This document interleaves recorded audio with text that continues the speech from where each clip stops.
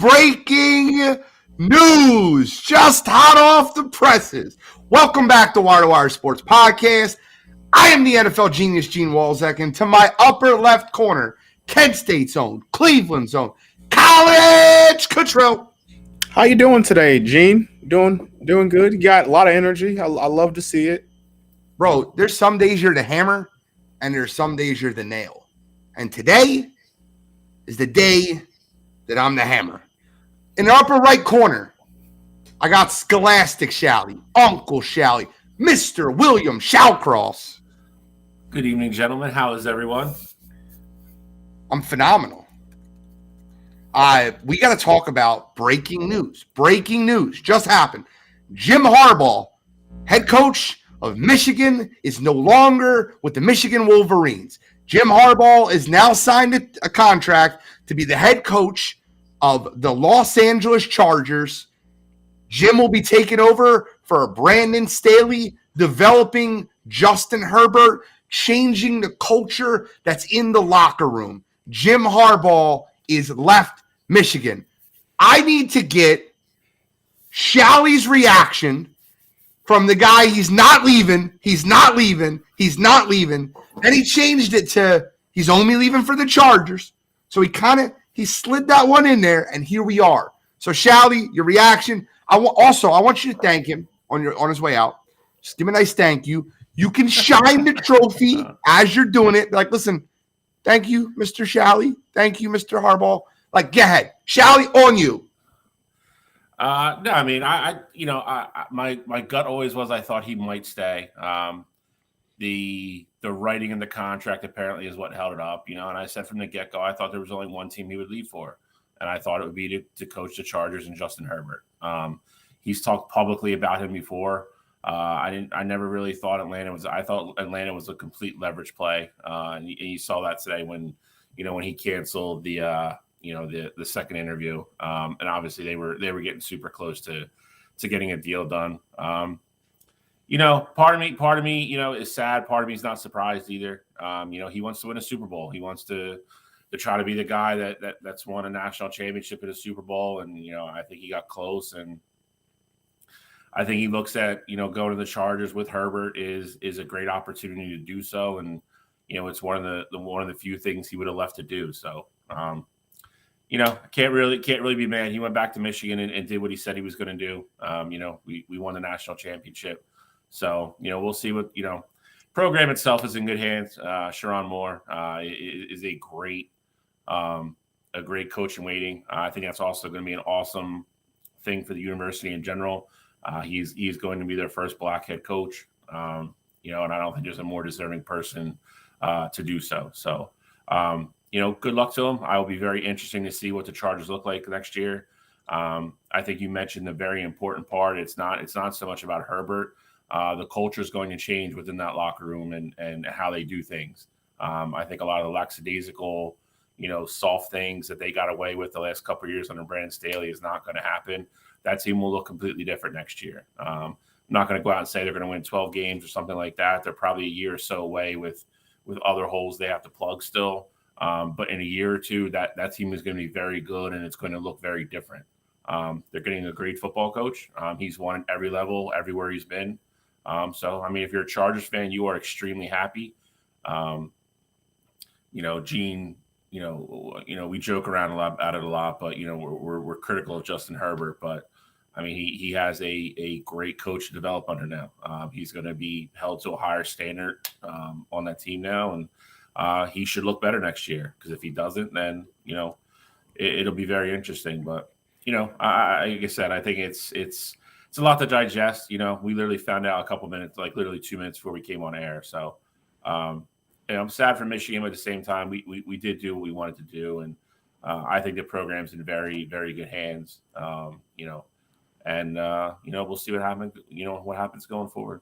He sounded sad. I'm not going to lie to you. He sounded sad. And that's okay to sound sad. By the way, just wondering, is it all – I know it's not obviously official because the Harbaugh thing became official, but is it all but 100% official that Michigan is going to hire Sharon Moore?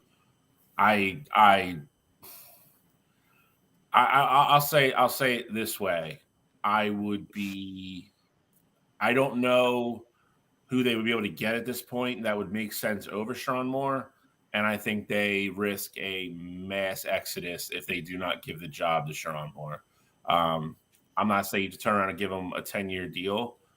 You probably give him like a 3 or 4 year contract, but he's also one of the head recruiters, on that team. So a lot of those kids are there because of Sharon Moore. So if they do not give him the team, then if they don't give him the job, I honestly would be shocked. I really would.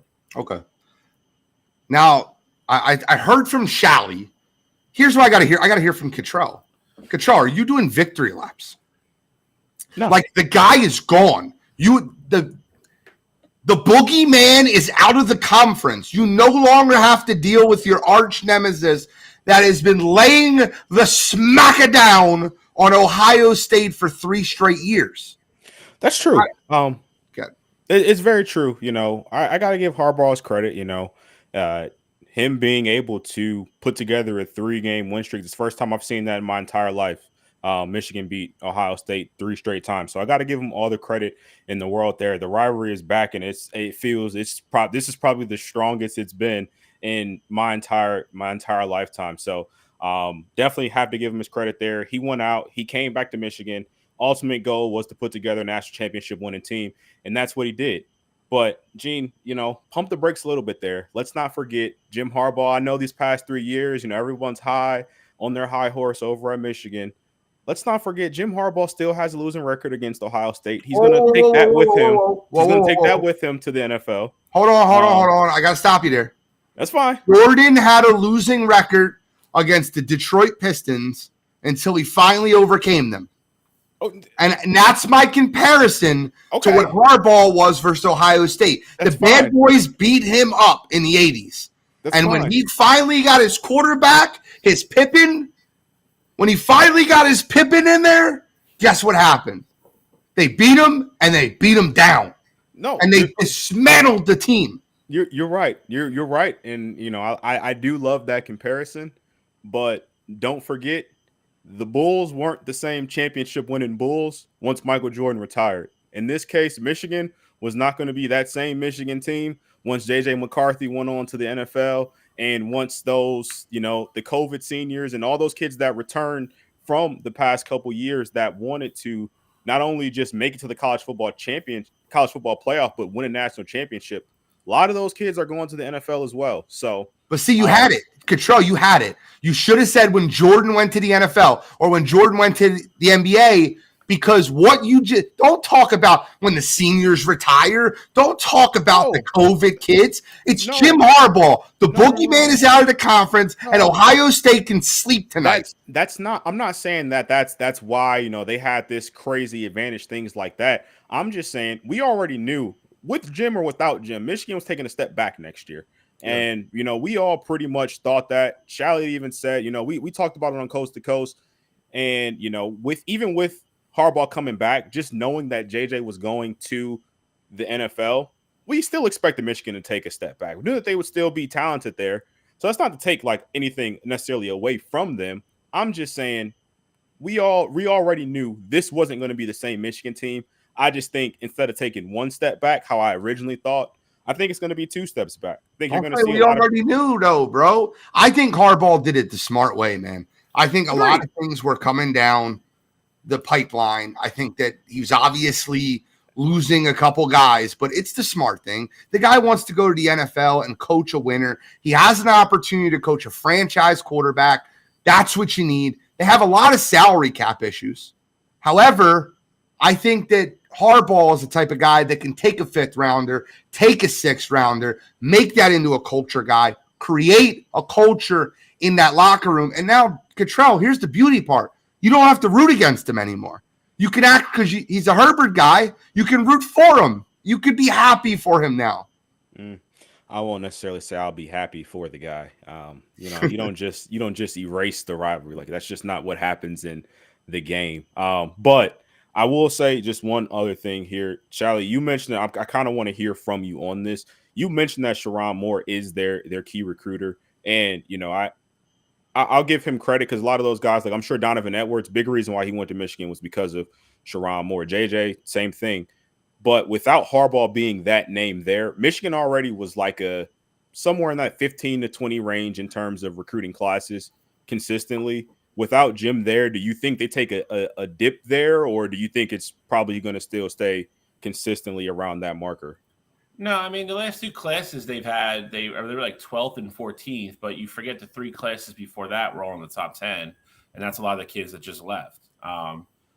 It's Sharon Moore has been there for a while. I mean, he's the biggest thing about Sharon Moore is that I don't think a lot of people realize is he's the offensive line coach. He's the offensive line recruiter. So all those kids that have come through that program in the last 3 or 4 years, offensive line wise, that have been the building block of that team, they're all Sharon Moore guys. I don't think you're going to see anybody leave. I really don't. I mean, as long as they give them the job, I think if they go elsewhere, then I think all hell might break loose. But, I think you brought up a lot of interesting points. I think you look at Harbaugh's record, against Ohio State. I think you left out that Ryan Day has a losing record against Michigan. Urban Meyer's not there anymore. The good old days of those, so we'll see. I mean, it's all on the line this year. So we've talked about it recently. You guys went out and, kind of did the Michigan thing and had a bunch of kids come back, for the chance to win a championship. And you'll have that now. And then you guys went out and spent $13 million in the portal. So, it's all or nothing for Mr. Bourne on third this year. So, if you guys can't tell, Shally and Cottrell are college rivals. And that's okay. Guys, we have a lot to get into the show. This was brought in last minute. We still have an action-packed show. There will be more on Harbaugh and the Los Angeles Chargers. Make sure you're on the Wire2Wire Sports Network page. You'll see more graphics. You'll see more conversations. But we got to move on. Divisional playoffs just happened. NFL, it is wild right now. Guys, we opened up with a game that a lot of us, maybe not Cottrell called this one pretty almost too exact. A lot of us thought C.J. Stroud and the Texans would keep that game close. In the first half, they did. They kept the game close. C.J. Stroud did a great job. D'Amico Ryans had that Brian Flores, that nickel double A gap pressure that is blitzing. He sent more blitzes in that game than he did in the entire year. But the one thing people are forgetting about with Baltimore is they have 2 brand new coordinators this year. And both of those coordinators did a phenomenal job with halftime adjustments. We can't discredit what the Baltimore Ravens did in this football game. I heard someone on another show say the Houston Texans looked like they quit. No, they didn't. Mike McDonald had an excellent game plan for C.J. Stroud and the Texans in the second half. And Lamar Jackson and company on the offensive side of the ball did an incredible job of adjusting to the Texans' pressure and dominate that second half. We won't spend too much time recapping, but anything surprise you about this football game? Anything that you would like to bring up and talk about Ravens versus Texans? It's like C.J. Stroud still struggling to score points against Harbaugh's and Michigan defense. Oh, my God. Yo, you're coming off the top rope tonight. But, no, listen, that being said, I've been a big C.J. guy all year. And I think you nailed on the head. I think it is – that game started out close. I think Texans had a good game plan. And then it was, like you said, it went into halftime. And they made a bunch of adjustments. And I think it was stuff – I don't want to say that CJ wasn't ready for, but I think they made him adjust. They definitely changed his eyes and changed what he was looking at, and you saw the difference very quickly. And then, Baltimore finally got their offense going, and then the game kind of got away from Houston really quick. I'm not going to say too much. I'm going to tell you that it's going to be very curious to see where he lands on everybody's lists come springtime for the top 10.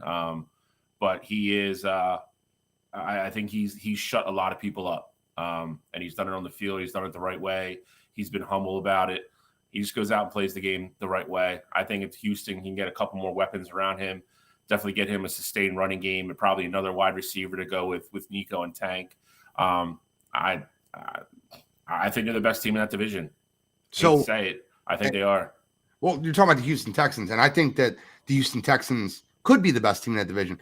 I do think that this offseason, or this postseason, I mean, has been a little, I don't want to say a little overreactionary. Like, I just heard someone recently say Jordan Love is a top 5 franchise quarterback going forward. That is crazy. I think CJ Stroud's borderline top 10, but like, you can't just automatically place this guy in the top 10 when you have, and listen, I know you got to put him ahead of Dak Prescott, but Dak Prescott had an MVP-like season. Brock Purdy had an MVP-like season. Lamar Jackson, Tua led the league in passing yards. Jared Goff's still in the playoffs.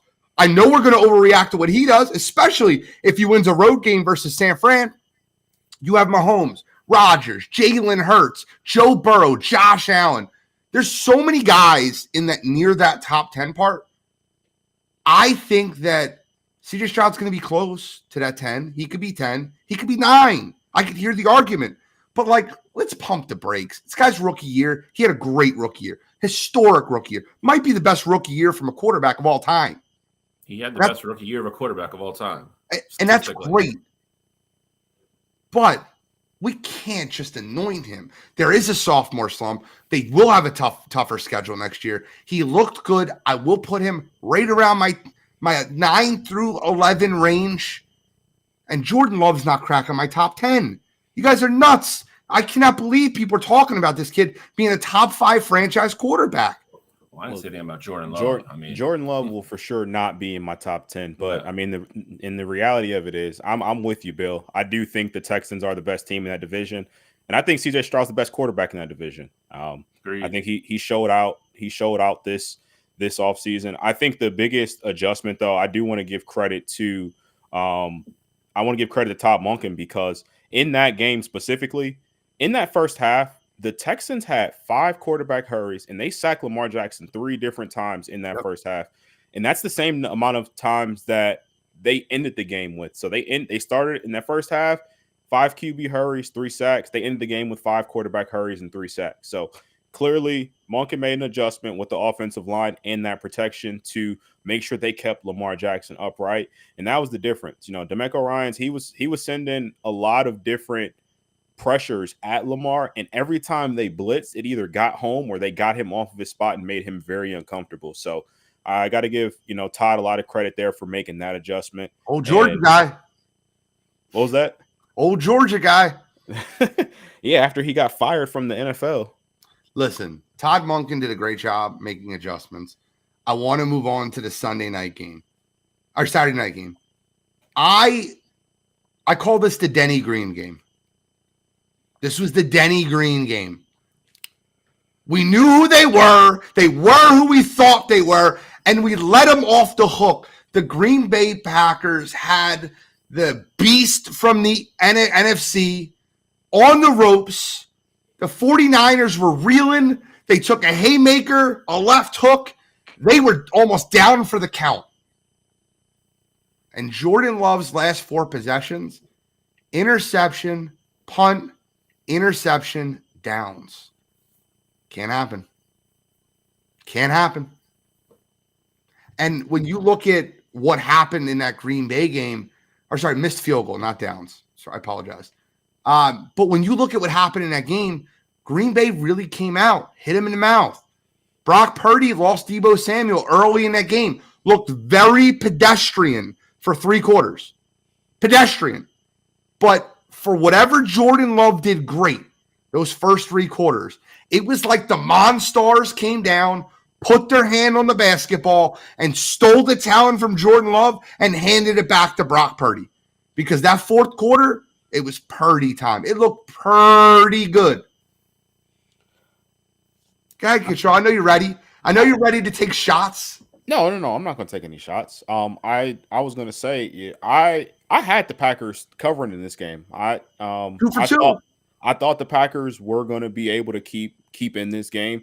I will say the one thing that I didn't get from the Green Bay side of things is Aaron Jones. He didn't have a great game. It wasn't the same game that he had against. The Cowboys. But I thought they kind of got away from the run more than they should have in that second half. And, I give Brock Purdy all the credit in the world for, getting basically throwing out the whole first 3 quarters and saying, hey, I got to lead the team down and score here. And I know CMC had a long touchdown in that game as well. But when they needed it most, Brock Purdy made every single throw he needed to make. So Jordan, God, I'm sorry. I was just gonna say Jordan Love's decision making that final drive. I don't understand. Like I still don't understand. I get trying to make a play, throwing it across your body. No one was even open when he threw it. So like that's the play there that if I'm a Packers fan, I'm just gonna keep thinking about because if you throw that ball out of bounds there, it'd be one thing if it was fourth down. You throw the ball out of bounds there and the game's over. But it wasn't a fourth down. You could have threw it out and given your team another shot. Throwing it across your body, I feel like Jordan Love was trying to play some hero ball there. Absolutely, inexplicable there.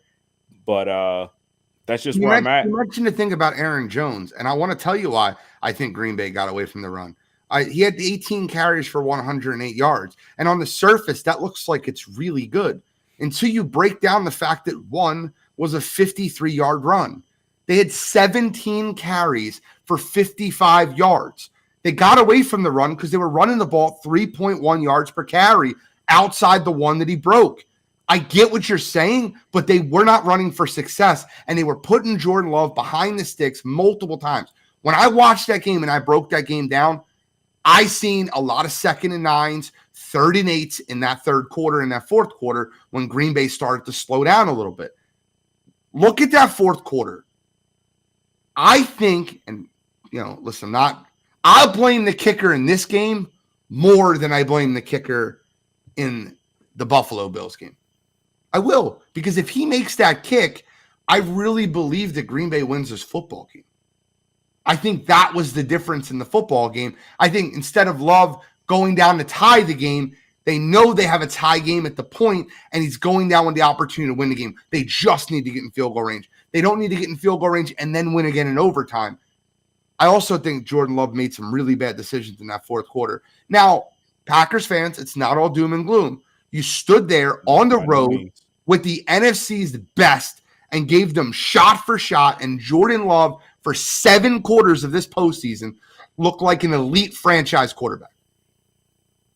I'm just saying, I'm not giving them a full pass on what happened in that fourth quarter. The Packers look good. They look good for 7 quarters. They beat the 2 seed. Dallas Cowboys destroyed them. And they hung in there with the San Francisco 49ers and almost won the football game. Shai, what are your thoughts on the Packers 49ers? I think you guys have you kind of hit like all the big points. I think the important thing is it's kind of like you guys said. If you want to win a divisional round playoff game, especially on the road, you got to play 60 minutes. That's what it's going to take to win. If you want to beat a Baltimore Ravens team on their home field, it's going to take 60 minutes. Same thing with San Francisco. Those teams are the number 1 seeds for a reason.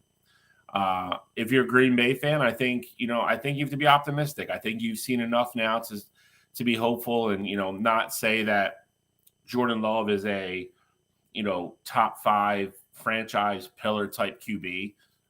Maybe he grows into that, but it's not what he is now.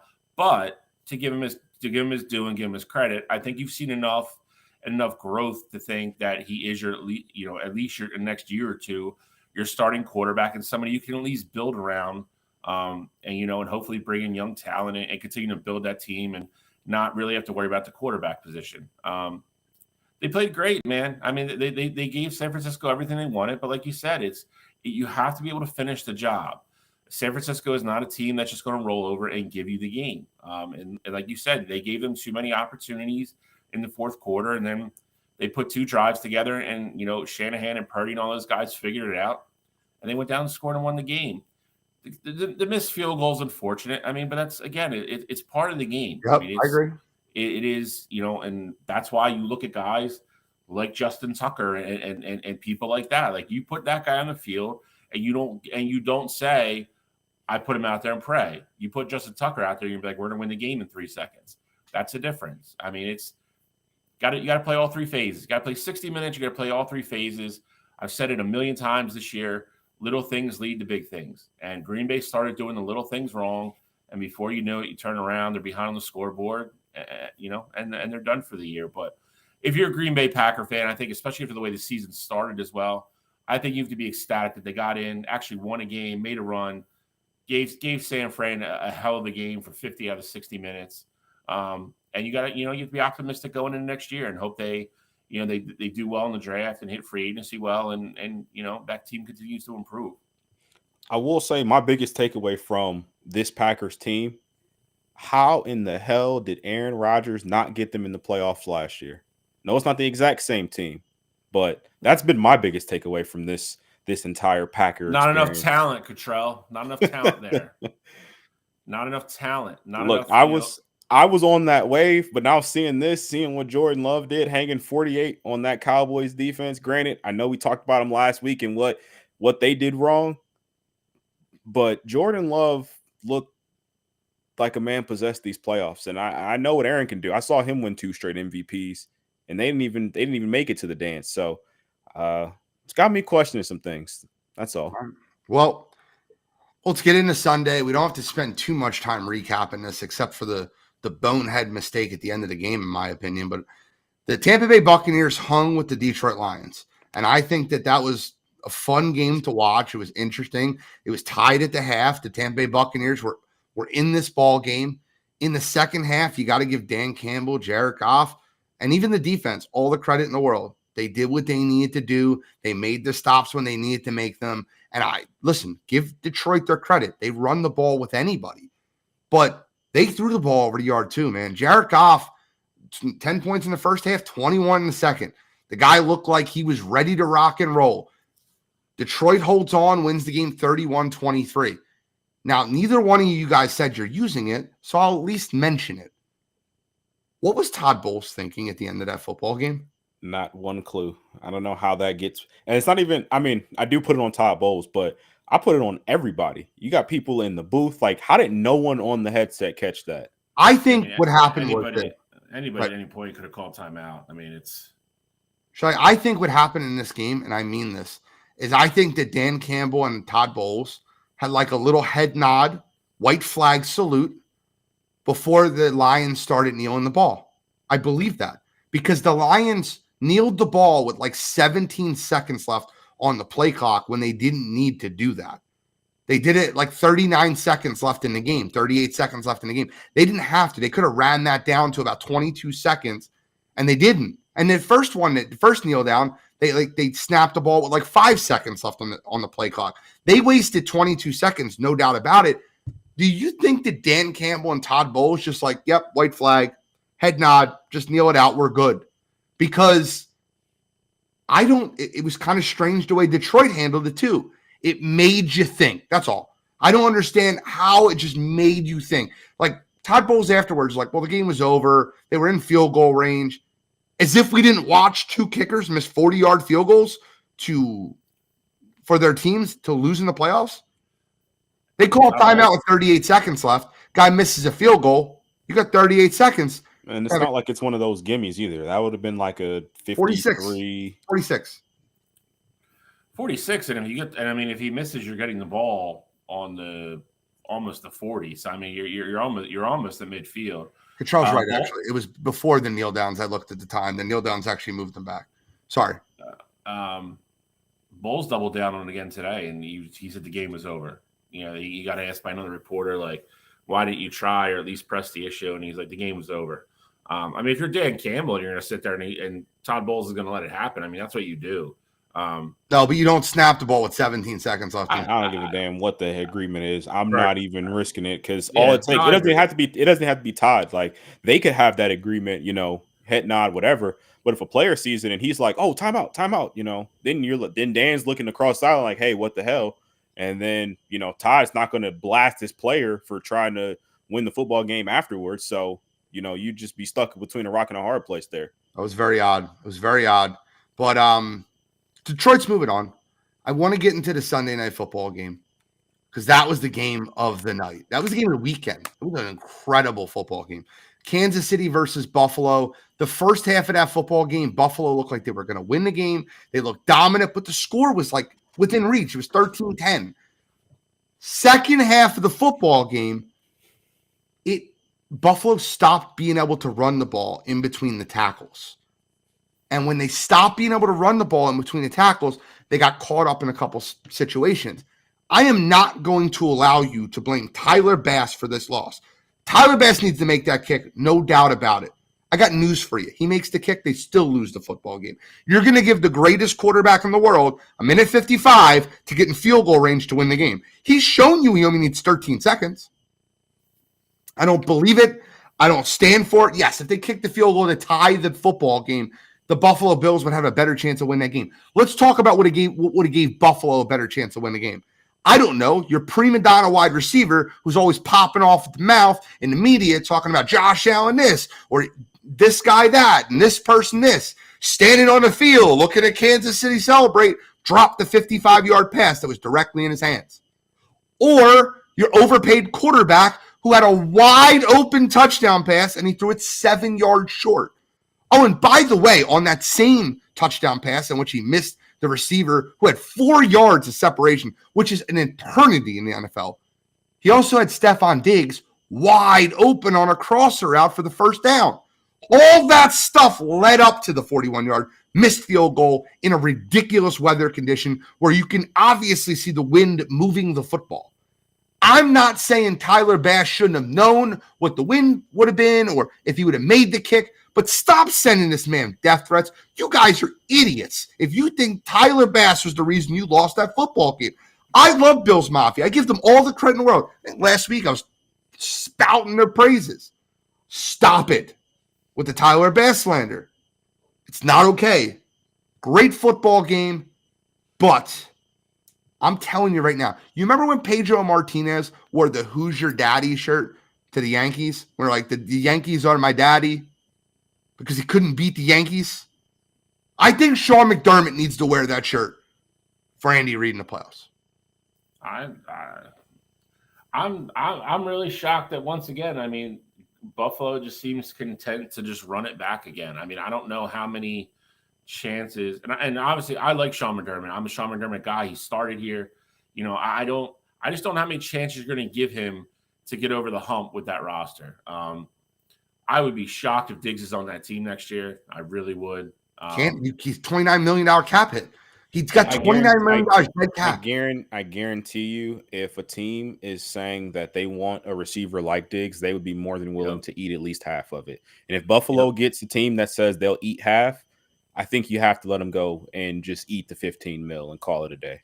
You can get rid of Vaughn's contract. You can get that off the books and open up some cap there. Gabe Davis is going to be a free agent next year as well. You got some money you can kind of play around with there. I agree with Eugene. You can't just go 29 million straight dead cap. But I think a team would be willing to take on half of that for Diggs' talent. Somebody will take Stephon Diggs for $14 million. I mean, I think that the awful part is I think Josh Allen had a great game up until that drive. He was very safe with the ball, made a lot of really big plays with his legs. You know, even after, like Gene said, they kind of really started stringing James Cook out and didn't let him run between the tackles. But again, I mean, the other part of it is, you know, I just mentioned the kicking game. Go try to kick a ball 42 yards in the air with a breeze coming 30 miles per hour across. I don't care who it is listening. I'll give you $1,000 bet. I'll give you 10 kicks. You won't make one of them. I promise. You're right. You're right. You know, that being said, you know, it is still his job, and the kid felt awful, you know, but I mean, look how many kicks, you know, he's made for that team in that stadium. You know, he's used to kicking there. It didn't go his way. And you have to look to Gene's original point, which is true. Josh underthrew that ball because I think as he was getting ready to throw it, I really think he kind of second guessed it. The more egregious part to me was the Stephon Diggs crossing route where he was wide open. And if you put the ball on him there, assuming Diggs catches it, that field goal is going to be at least 15 yards closer. I don't know if that's a safe assumption. I get it. Listen, and I don't disagree with either one of you. I mean, I think for as much as he's run his mouth, it's another game. He had 4 catches for 21 yards. Sorry. And a fumble that he got lucky that his offensive line lucky as hell. Correct. After the other 2 guys missed it. 100% correct. Because Kincaid tapped it. They give Kincaid credit for being Johnny on the spot. Bailed him out there. That's not a $30 million receiver to me. Look at all the other big targets. names that should be the game. 8 targets, 2 drops, 3 receptions, 21 yards. And the fake punt. I'll tell you right now, and this is going to sound terrible. I might get in trouble for what I'm about to say. That looked like a friggin' Make-A-Wish fake punt, dude. I don't like why. Like, okay, DeMar Hamlin a fake punt, and it'd be a great story. You looked like a bunch of idiots running that fake punt. That had to be the worst fake punt in the history of football. Like, I'm not like that was terrible. Well, the execution was terrible. It was they were, they discussed it on the telecast. Kansas City only had 10 guys on the field. So, I mean, I hate to say it. You look at the execution of it, and and to me the weird thing about how slow it looked. But yes, he looked like he was running in mud. Yeah, but it looked like they were all running in mud. The blockers, everybody in front of them, everybody just was like, "Hey, I think we're supposed to try and get the first down here. I got the football. Yeah. The punter doesn't have it. Let's maybe try to pass the line." Yeah, the call was right. It's just the execution was atrocious. I feel like half the people on the line heard it and the other half didn't, and they were still kind of just like punt pro blocking. The other half are like trying to drive guys back, and then it just turned into a disaster. There's no way in hell I get the Chiefs only had 10 people on the field. I can't justify that fake punt. I don't care if they had 7 on the field. I'm not calling a fake punt there in that situation. If you want to go for it and be aggressive, I'm all for that. Put Josh Allen's ass on the field. You give him $250 million for a reason. I have Josh Allen out there, and I want him to go make a play, and I live with that result. Now, ultimately, it didn't cost them because McCole Hardman fumbled on the goal line. I know we didn't even talk about that play yet, but it really didn't cost them anything there.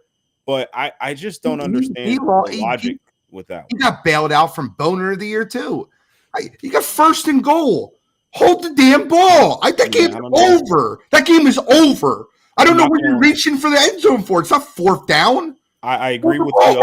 I agree with you 100% there. I don't know why. I get it. Players get some redemption, things like that. McCole Hardman's not one of those guys where you give him redemption mid-game. He already let one hit the ground earlier in that game. I wouldn't have gave him an end around. I don't know what. I partially blame Andy there. And 90% of it is on McCole, though. You got to know you can't dive, extend when you're at the 2-3 yard line. So the Hardman play was even worse. Keep feeding Pacheco. You're damn right, Brandon. You're damn right, Bose. And just last point that I want to make on that game specifically, I don't know why the national media has this obsession with making Josh Allen out to always not be the bad guy. I agree. Josh Allen looked great in that game. He looked phenomenal the entire game. We have to stop making excuses because I'm looking at Get Up and First Take and all these sports shows across the country that talk about Josh Allen and give him all these excuses. I've never heard any quarterback get talked about in that same kind of light. I don't remember anybody saying I want them to shut up on air. And that's nuts. Like, I don't remember anybody giving Peyton Manning these excuses when he was losing to Brady all those years in a row. You didn't hear Peyton start getting that type of love until after he put down Brady and they went on and won a Super Bowl. So I get it. Josh Allen's a great quarterback, great talent. He has not gotten over the hump yet. We cannot have those conversations about him being in the same field as a Patrick Mahomes or even Joe Burrow, who also went and slayed Patrick Mahomes at Arrowhead. You want to know who the Buffalo Bills are? I got news for you. I said this on another podcast. The Buffalo Bills are the Philadelphia 76ers of the NFL. They have an all-world talent and can get out of the second round. And whether it be a home playoff game versus the Atlanta Hawks or on the road at Arrowhead versus the Boston Celtics, no matter what you do, the 76ers and the Buffalo Bills cannot get out of the second round. You're right. And I'll give RC his credit. Ryan Clark had the line. He had the line of the entire – he's like, yeah, I will stand up here and tell you, Josh Allen is not the reason that they lost the game. But when you talk about all the great quarterbacks, you talk about the reasons that they won the game. I don't care if you're the reason why you're not the reason why you lost the game. Show me why you're the reason that they won the game. I was all for the excuses and not blaming Josh Allen over the 13-second thing, over what happened in Arrowhead. I seen it, right? He went down the field. He scored the touchdown. He gave his team the lead with 13 seconds left. And never got the ball back. Correct. And I'm all right with that. Not okay what happened to Joe Burrow at home. And definitely not okay what happened to Kansas City and no wide receivers in Buffalo. Yeah. I mean, we talk about, the kicker missing and this and that, Diggs dropping the ball. If Josh Gordon, I give Josh Allen his credit. I said the same thing. He missed the throw. I know, but I'm just saying, Bro, listening to Romo talk about Josh Allen, that was one of the most painful broadcasts ever. I said it before when we did the show last week. It was so painful. I don't think I want one day for there to be a woman who loves me as much as Tony Romo loves Josh Allen. I need that. Let me find that one day. All right. We got to preview some games. We're 42 minutes in. We got a lot of topics on the agenda, but we got Championship Sunday. And 3 o'clock at M&T Bank, you have the number 1 seed Baltimore Ravens, Todd Monken, Mike McDonald, Lamar Jackson, hosting an AFC Championship game. Do you have that on your bingo card? I know Cottrell did, beginning of the season. He had them 15-2. Hosting the AFC Championship game versus the baby goat, Patrick Mahomes. Which, by the way, Nick Wright deserves a little crap for his little Mahomes mountain of all-time quarterbacks. Did you see he has Patrick Mahomes as the second or third best quarterback of all time right now? That is the most absurd. Had him above Breeze, Elway, Marino. I was blown away. But I don't want to get too far in that. Mahomes versus Lamar. Lamar versus Mahomes. Reed versus Harbaugh. His former special teams coordinator in Philadelphia. Another coach from the Andy Reid tree. We got these two going at each other. 3 o'clock sharp in Baltimore. That's going to be a madhouse. That city is just as ravaged as Buffalo, Philadelphia, New England, Cleveland. Baltimore is a great fan base, and they're hosting an AFC Championship game. That game is going to be wild. Guys, the way you see it, I'll start with Cottrell, then Shally. I'll finish up from behind. How do you see? Whoa. Damn, guys. Couldn't let that one slide. That's okay. Ravens Chiefs. What do you think goes on, Cottrell? So in this game, I think this is going to be a lower scoring game than a lot of people are anticipating. I think they were talking about the public has hammered the over.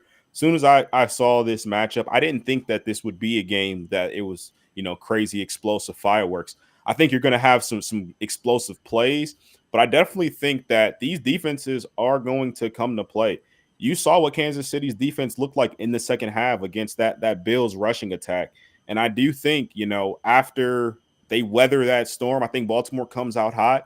I think after they weather that storm and they really settle in, you're going to see two defenses battle. And it's going to come down to the quarterback that makes that first mistake. And I really think it's going to be Lamar, whether it's a fumble on a carry where he's trying to do a little bit too much, or he tries to force the ball in somewhere where there's not enough room and Kansas City picks it off. I think this comes down to being a 3 or 4 point game. And like I said last week, like I'll continue to say, I don't know if I've ever done it on this show. I'm rolling with Patrick Mahomes because I just can't pick against that guy when I think the game's going to be this close. If I know that it's going to be a 1-possession game, there's not a guy I trust more in the entire football league more than Patrick Mahomes to go get me that score. So I think the Chiefs defense holds strong. They hold Baltimore to under 24 points in this game. I got this being a 24-20 game for the Kansas City Chiefs going to yet another Super Bowl. Shally, tell me what you got. I'm going to go against you on this one. I agree that I think it's a lower scoring game. I think the difference in this game is Baltimore's defense is going to be an elite unit, which KC just hasn't played the playoffs yet. Buffalo still found a decent way to slow them down. They don't have that explosiveness that they used to when they had Tyreek Hill and all those guys. I don't think Pacheco is going to run wild like he has the last 2 weeks. You have to give him credit. He's been incredible. I don't think he's going to run the ball like that against Baltimore. And I think the secondary and that front seven of Baltimore is going to get pressure on Patrick Mahomes. Roquan Smith and all those guys. I think the defense here is the difference. I really do. I think Baltimore I think they do enough offensively to go up, kind of make KC chase late. I think I like the under as well. I think Justin Tucker probably hits a big field goal late to probably put it, in a must score touchdown type situation for Kansas City. I will go 20-16 Baltimore Ravens.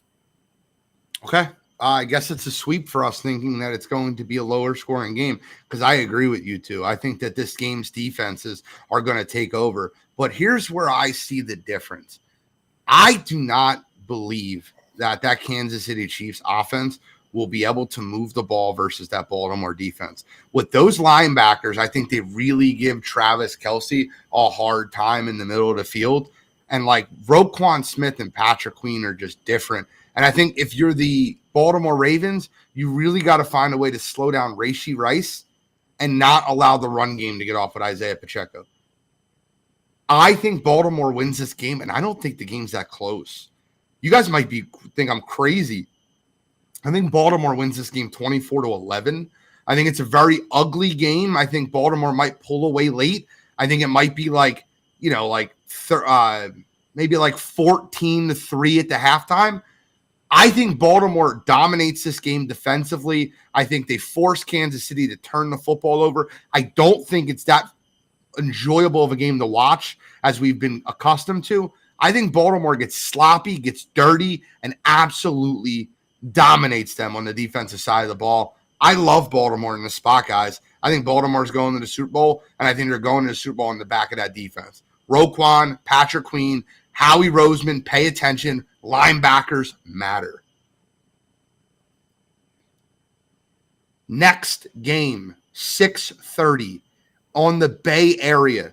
You have the 12-5 Detroit Lions, the Fighting Dan Campbells, Jared Goff, Amon-Ra St. Brown, the emergence of Jamison Williams, Jahmyr Gibbs, David Montgomery, Sam Laporta, and all those offensive weapons going up against that 49ers defense. That 49ers defense that's littered with superstars. From Fred Warner down to Nick Bosa, Chase Young. They have it all. Greenlaw. They got it all. I think this game will be interesting. I think a lot of the public is buying into the Detroit Lions after they won their game a lot more convincingly, and San Francisco almost lost their football game. But I think there's a huge thing that you have to pay attention to in this game. It's really important. Deebo Samuel. If Deebo Samuel plays in this football game and has more than 50 yards, I don't think there's a snowball's chance in hell that the Lions win this football game. We talk about Purdy not looking like Purdy, but when you lose one of your most dynamic weapons in Deebo Samuel early in the game, he might have been a huge game plan guy. They might have been planning for him to touch the ball a ton. I think they were. I think San Francisco blows out Detroit if Deebo plays. Deebo doesn't play. This is a really close football game. Now, I'll tell you right now, I've made no bones about it. My allegiance for this football game, the team I'm rooting for to win the Super Bowl is the Detroit Lions. That fan base, lowest ticket to get into that stadium last week, over $500. That's incredible. Loving what Detroit's doing. I'm rooting for them. I hope I am wrong. I think Deebo plays. I think Niners win 34-14. Shall we? I'm going to disagree with you in that I don't think Deebo plays. They already announced that he's not going to practice the rest of the week. It's going to be no contact. I think he's just going to be in a ton of pain. I don't think they're going to risk him getting tackled and making anything worse. And, I think there's probably hope that if they can get through this game somehow, that he'll be ready to go for the Super Bowl. I'm going to agree with you. I think it's a big deal that he's missing. I think you also have to look at, they still have Brandon Ayuk. They still have George Kittle. And I think you're going to get a lot of C-Mac. I think there is enough there still with the weaknesses that Detroit has, especially against the run.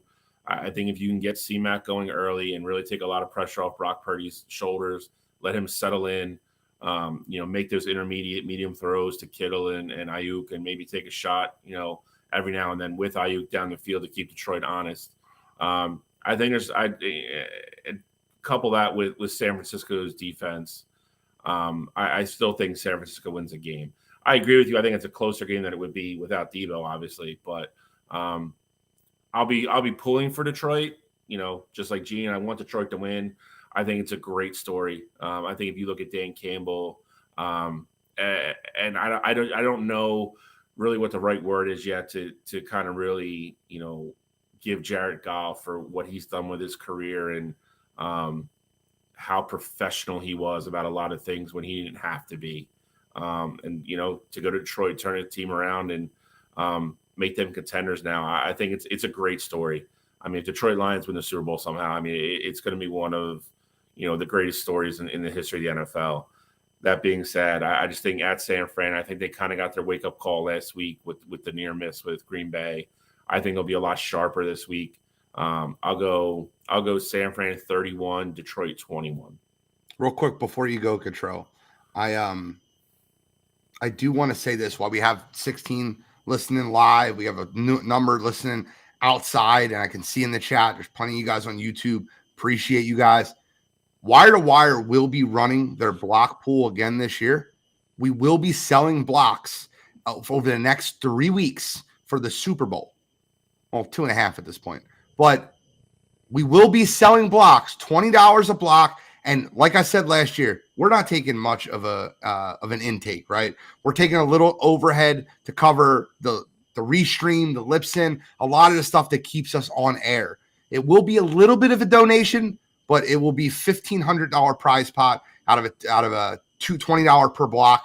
We'll get all the details and we'll put it up on the website. If you can buy a block, help support Wire2Wire, it'll help us a ton. But most importantly, you guys loved our block pool last year. You guys got paid as the money came in, right? First quarter ended, that Venmo was sent out. Understand that. Join the block pool, Wire2Wire. We're ready to rock and roll. Cottrell, passing it back to you.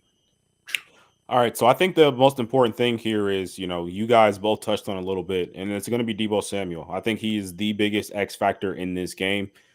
The Detroit Lions clearly have issues in their secondary. It's great that they got Gardner Johnson back, but their corners have not played well pretty much all season. And so if Deebo is able to go and he's able to at least be 70% of himself, I think they're in a spot where the 49ers are going to have a ton of success. Now, to Shally's point, though, I don't think Deebo plays. I do not think they risk putting Deebo out there. They were very cautious of him that last game. He got the x-rays. Everything came back negative, and they still didn't even try to push him back into the game. So with that said, I don't think he plays, and I think the biggest key to this game is the Lions are going to have to stay consistent in the run game. This is what got them to this point. You talk about, Amon-Ra being an all-pro caliber player and Sam LaPorta having a Pro Bowl season and things like that. They've been built on David Montgomery getting those tough yards, Jahmyr Gibbs busting those big plays, and that's what Dan Campbell's all about. He's about that grit, getting the dirty yards. And I think if Detroit is able to do that, I really think they have a good chance to win this football game. I think they're going to be able to score on that San Francisco 49ers defense. Jared Goff also has the luxury of knowing, I know it's not the exact same defense that he played when he was in LA, but he knows the tendencies out there, and he knows what it's like lining up against a lot of those guys over there. So I think he's going to be comfortable playing in Santa Clara in their stadium. And, I really feel like Detroit's going to be able to put up 31 points in this game and ultimately win this football game. I like the Lions to go win this game 31-27. And I think it's going to come down to a Brock Purdy back at it again, legacy drive.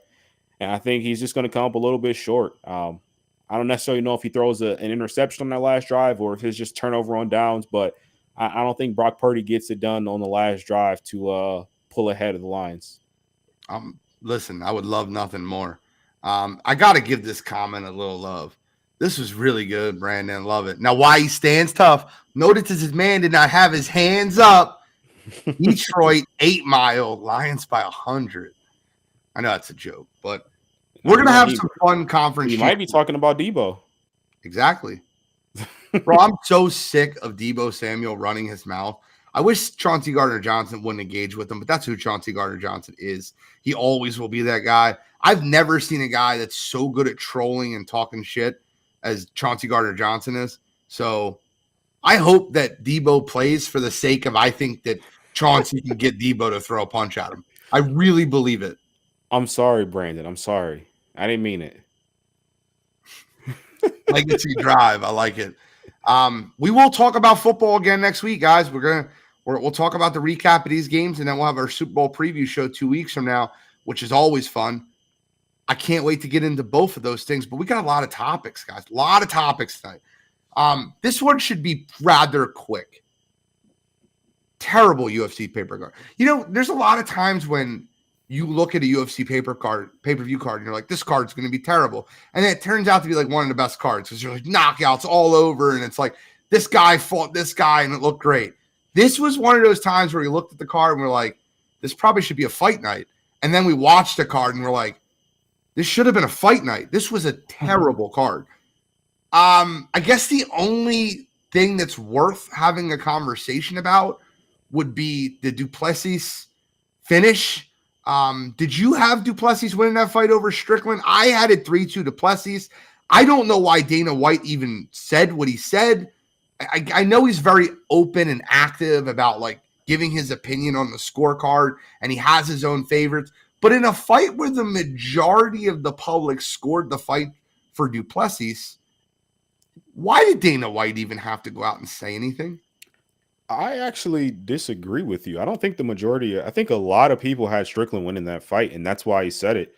I think that it was very close, and we all have the same mantra how we feel about title fights. Yeah, to be the champion, you got to beat the champion. I didn't feel like Dricus did that. I thought the fight was close enough where I would have gave it 3-2 decision to Sean, and if you want to run it back, you can. But I'm not necessarily mad at Dricus when I did think, like I said, I thought it was very tight. If you say you thought Dricus won, I'm not mad at you for saying that, but I didn't think he did enough to earn the belt. And then after the fight, in the moment, I didn't realize how bad the headbutt looked. It was definitely incidental, but the damage that it did was so damning. You saw Sean Strickland look very different after the headbutt in that 4th round and then that 5th round as well. So I would have gave Strickland. I gave Strickland the 5th.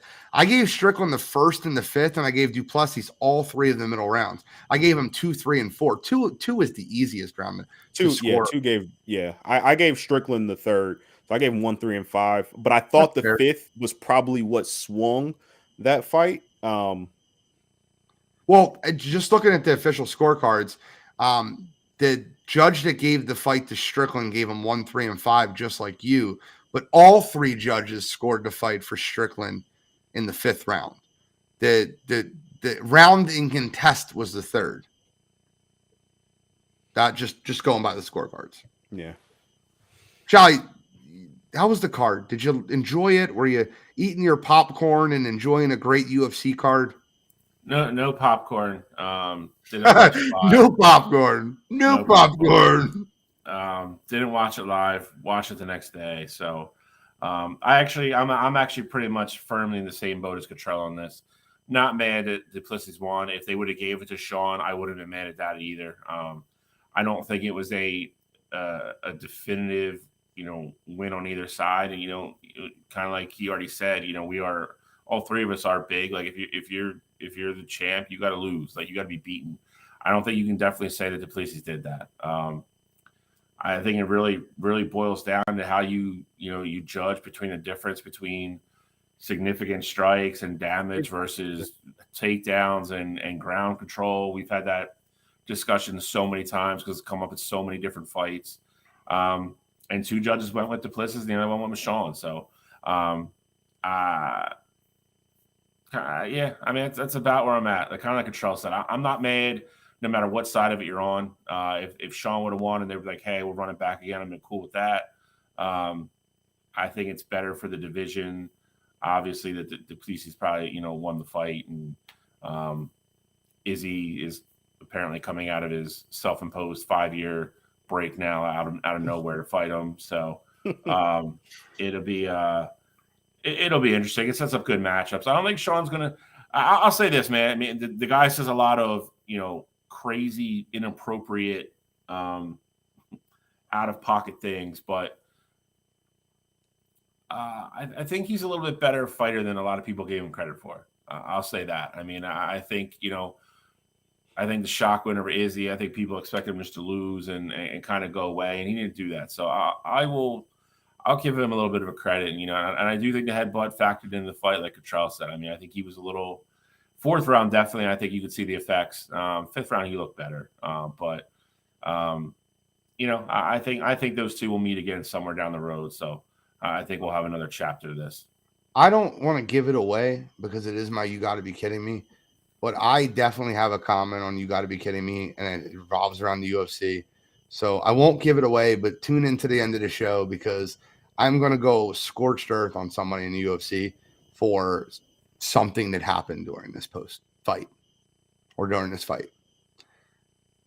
Guys, I don't want to spend too much time talking about terrible card. The UFC doesn't deserve our time. They don't deserve our air for what they put out there as a pay-per-view. Now, the Major League Baseball Hall of Fame does. Shally, I'd like you to introduce it and let us know your thoughts on the Hall of Fame votes. But I have some really strong feelings on this Hall of Fame voting.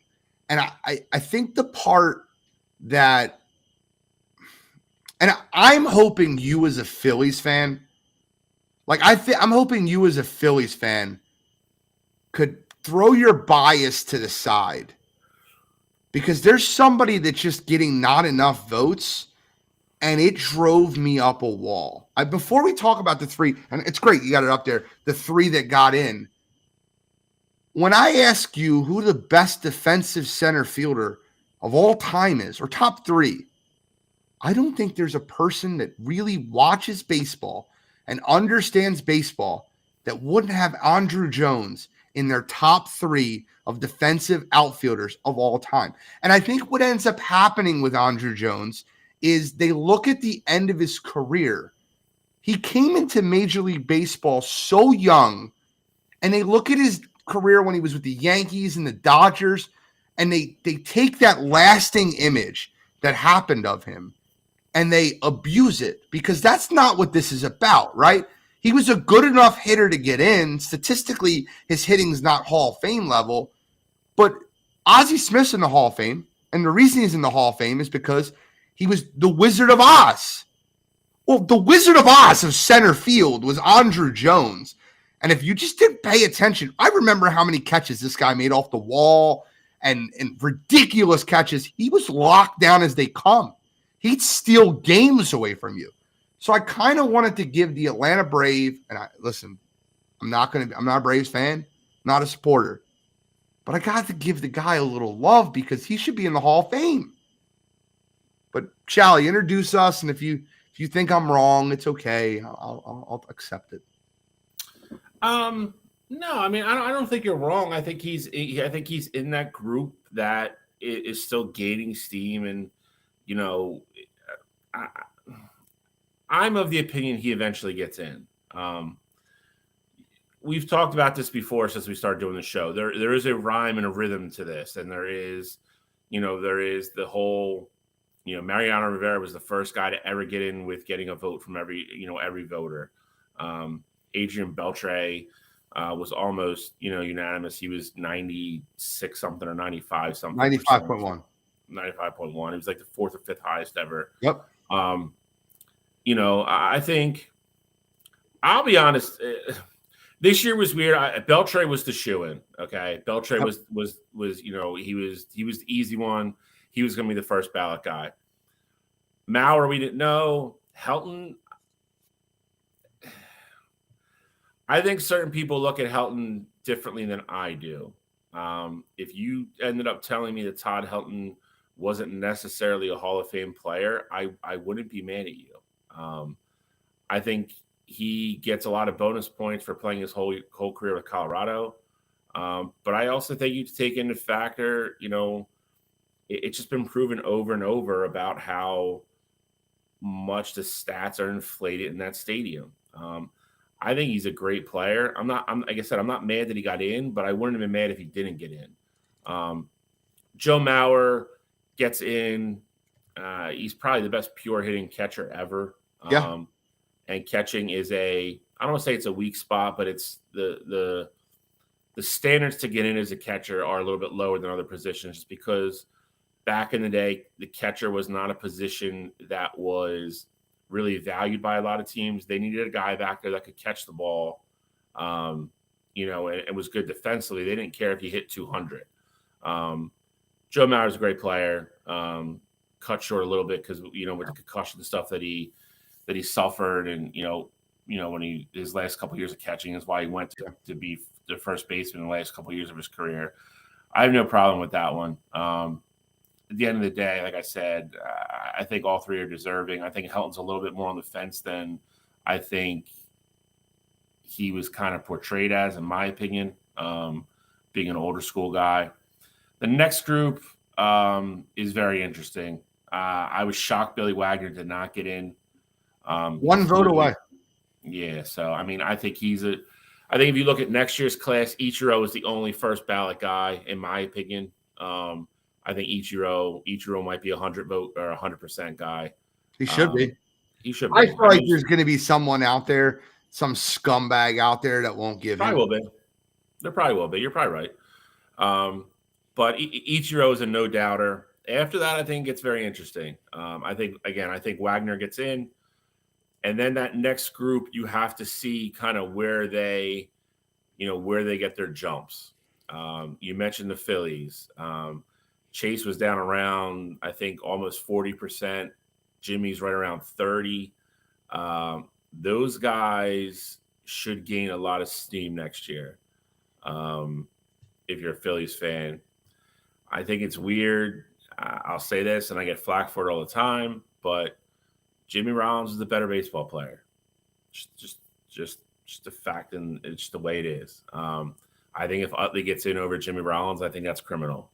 But the way it's already trending, it looks like that Utley's. They both might get in, but Utley's probably going to get in before Jimmy. That's a little crazy to me, but they're both trending in the right direction, and I think you got to really see where Andrew Jones sits. Jimmy's going to get a lot of hype because of what he's doing with MLB. I think that Jimmy will end up getting a big jump next year. I think Jimmy goes from 15% to 50% in 1 year. I really believe that. I don't know if he'll make that jump. I don't know if anybody's ever made that jump, but again, I think if you're saying one deserves to get in, then Jimmy definitely. Oh, and real quick, let me address this dumb comment. Damian Hernandez, we love you commenting. We do absolutely love you. But when you say something this stupid, I need to put it on blast. I'm okay with you advocating for Barry Bonds to make the Hall of Fame based off what you think his career was before steroids or your argument for or against steroids. Everything that's come out about Pete Rose in the last 10 years should let you know how much of a scumbag that person is and why he should never be in the Hall of Fame. That guy is the worst human being, like one of the worst human beings ever, right? Guy was a predator, slept with multiple women that were under 18 years old. He's a terrible person. Just get him out of our conversation. They're both awful people, but agreed. But one's awful because he did steroids, and the other one's awful because he fondled 15-year-olds. I'll let you decide which one's worse. I agree, but you're leaving out the part where Barry Bonds, got in trouble for hitting his wife too. But again, they're both. Everybody always makes the comment like it's not the Hall of Fame of good people. I get it. There are scumbags in the Hall of Fame. It's been documented. It's the same in every sport. We can't go under the impression that all these people, all these great players in every sport are all these upstanding human beings. Oh, and by the way, Charlie, Todd Helton, you're right and you're wrong. And I don't say you're wrong. I'm not going to say you're wrong. I think you're right in everything that you said. The 5-year stretch that this guy had was absurd. And I'm so shocked that he didn't win MVP the year he batted 372. It's kind of my point, though. Did he have a great 5-year peak? Yeah, there's no MVP in there. You're right. He's not a Gold Glove guy. No, definitely not. So it's you're a hitter though. 316 lifetime batting average. Agreed. And that's after batting 240 and 250 his last 2 years. Yeah. When his career was winding down. He still finished his career at 316. He was really hovering around that 324 mark before those last 2 years. And I get it. I'm not for or against Todd Helton, so I get it. Joe Mauer 100% deserves to be in. Oh, agreed. Again, I'm not mad that he got in. I am more of the opinion. I think the people that are like, oh, like he's a shoo-in, and I'm like, okay, like that is the part where I will disagree. Like, I don't think he should have been a first ballot guy, like stuff like that. Like, but he got in, and again, I'm fine with it. I'm not mad at it. Like, I would take, I would take cause to argue about a lot of other people that are in before Todd Helton. My question would be, do you feel like they got it right by not getting Gary Sheffield in? Yeah, see, that's actually who I thought Gene was going to bring up, if I was being honest. Because I think Andrew Jones is going to get in. And I think and to answer your original question, Gene, which I really didn't give you an answer for, I think Andrew Jones deserves to be in. I think batting average is such I don't want to say subjective, but it's a different number in today's game than it was 50, 60, 80 years ago. He's still got 400 and some home runs, I believe. And I don't know if he's top 3, but he's top 5. He's top 5 defensive center fielders of all time. You give me a top 5 defensive guy for the, and it wasn't just a short burst. It was for pretty much the entire length of his career. I think he's got 6 or 7 Gold Gloves. I think it'd be a travesty if Andrew Jones doesn't get in. I'll say that. But this is his 8th of 10th year eligibility, so he has 2 more years on the ballot. I think he gets in next year, but that's the part that kind of worries me is when you're getting down to the nitty gritty of these guys. And by the way, Cottrell, I want to answer your question too. You asked about Gary Sheffield. I'm indifferent when it comes to how the Baseball Hall of Fame writers view steroid users. I'm very indifferent about it, right? Like, I'm not going to fault if they let somebody in that's just so great that needed to be in, if he was on the Balco report or if he tested positive. But I'm also not going to fault the writers for keeping a guy out like Gary Sheffield, who tested on multiple times. He was on those lists. So I'm going to always be a purebred when it comes to guys who played the game clean and played the game right. I'm a morality guy. You guys know that about me. I'm very high horse. But I don't care if Sheffield gets it or not. Like, to me, that's irrelevant. I get it. I think for me, though, the part that I guess still kind of confuses me, I'm surprised that he got as high as he did, knowing that some of these other guys who have also been popped as well haven't even come that close. Hard though, bro. He got popped a couple times, but none of it was it just wasn't the same. Like, he didn't test negatively. He was on lists. It's just a lot different with Sheffield than it was with guys like Manny Ramirez. I get it, but I'm just saying, you compare not even just Manny, but A-Rod, just compare their numbers. I know it was different circumstances about how they got caught with it, but just comparing their number, I don't think A-Rod's ever going to get 200 plus votes and getting that 70% range. So, and his numbers, that's criminal. That's way more criminal than Gary Sheffield. That's way more criminal than Gary Sheffield. Here's let's not to go off on a tangent here. Here's the problem. The Veterans Committee meets this year, so if he's ever going to get in, it's going to happen very quickly. I think, to Cottrell's point, I think the fact that he's still got more votes this year than he did last year still kind of leads him trending in the right direction to possibly get in. Now, he never failed a drug test. He was linked to Balco, though, and Barry, and I can't remember the guy's name, the guy that ran Balco, that scumbag, whatever his name was. But, he was on record saying that he took some of the same stuff Barry did. So that, I think, has slowed him down. I think if you look at what Gary Sheffield was, just feared as a hitter his entire career, and people forget he was actually a very good defensive outfielder early in his career. I don't know if they will have the balls to put him in, because I think at that point they've been very adamant that they're not putting McGuire, Palmeiro, Sosa, Bonds, Clemens in. I think he falls very closely in that discussion, that if you're going to put him in, then a whole lot of people are going to start raising a stink. And I think that's what goes against Gary Sheffield. A-Rod, listen, Manny Ramirez, I've been arguing about Manny Ramirez all day today, and I don't know why. Manny Ramirez is the most habitual offender out of all these guys. The guy literally got popped 3 times after they started testing. He's never getting in. Yeah, he's never getting in, ever. Why are people arguing that? Like, you don't see what the direction these Hall of Fame voters are going. They don't like guys that cheated the game of baseball. A guy like Adrian Beltre, who didn't, gets in as fast as humanly possible. A guy like Manny Ramirez, who did 3 times, is at 125 votes. I think it's very obvious the way people view this. I don't think it's not. It's not going to change anytime soon. And here's the difference with A-Rod. People keep saying A-Rod and Barry are the same, and this is where I will stick up for Barry. We all know Barry took stuff. Yeah. Barry took stuff in the time before it was technically illegal or they were testing. A-Rod is not going to get the benefit of the doubt, even though as much as he's rehabbed his image. And I'll be honest, dude, I like listening to him on TV. I think he's very insightful. Yeah. He's a lot of great things to say. That's not going to get him into the Hall of Fame.